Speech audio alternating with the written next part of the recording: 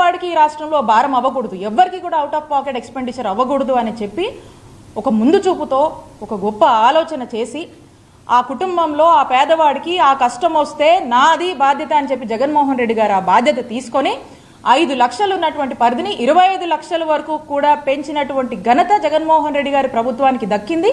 దాన్ని మేము అమలు చేశాం. మరి ఈ రోజున ఆయుష్మాన్ భారత్ మీరు చూసినట్టయితే 5 లక్షల వరకే ఇస్తుంది లిమిట్. మరి ఏదైనా ఒక ప్రజలకి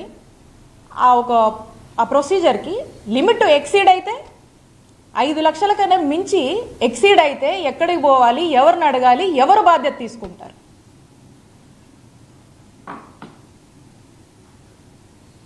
ఇక ఆయుష్మాన్ భారత్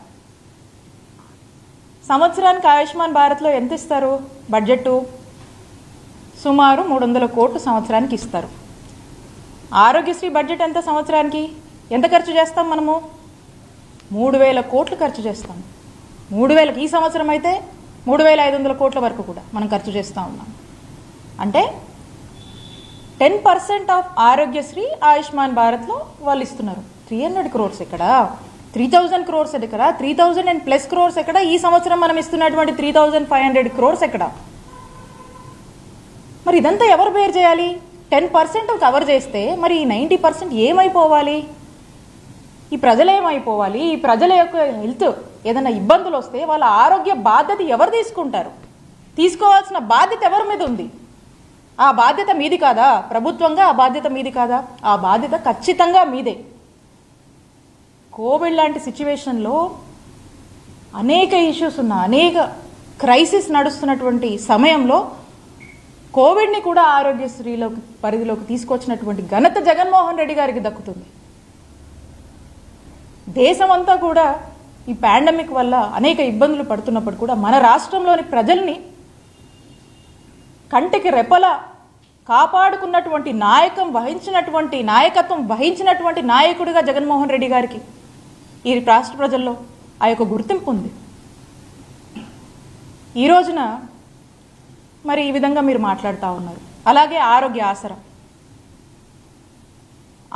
ఆసరా ఇది ఎవరికైనా ఆరోగ్యశ్రీలో ఉన్నటువంటి ఆ ప్రొసీజర్స్లో ఒక సర్జరీ అయినాక వాళ్ళు రికవరీ పీరియడ్ అని ఉంటుంది.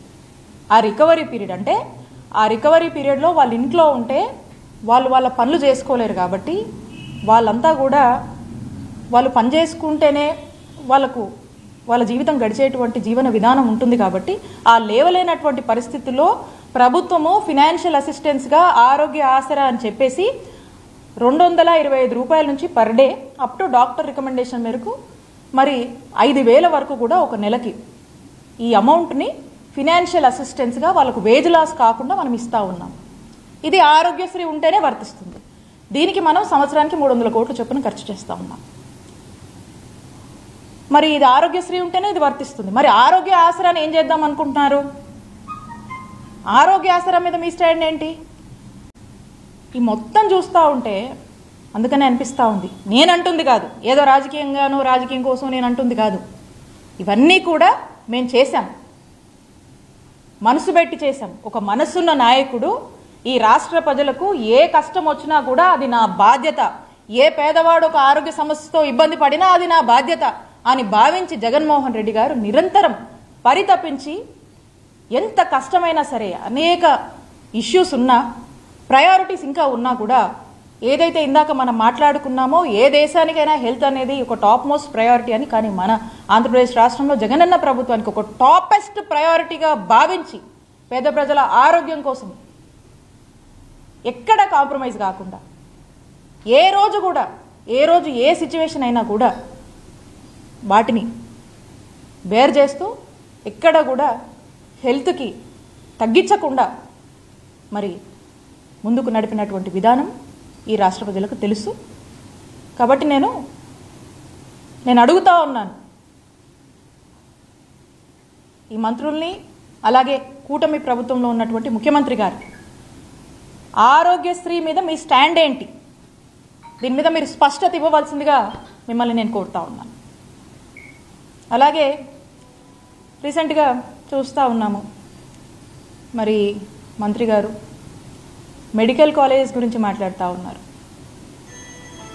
ఈ రాష్ట్రంలో వైద్య విద్యని పెంపొందించాలని, క్యూరేటివ్ కేర్ని స్ట్రెంథెన్ చేయాలి, టెరిషరీ కేర్ని ఇంకా కూడా స్ట్రెంథెన్ చేయాలి.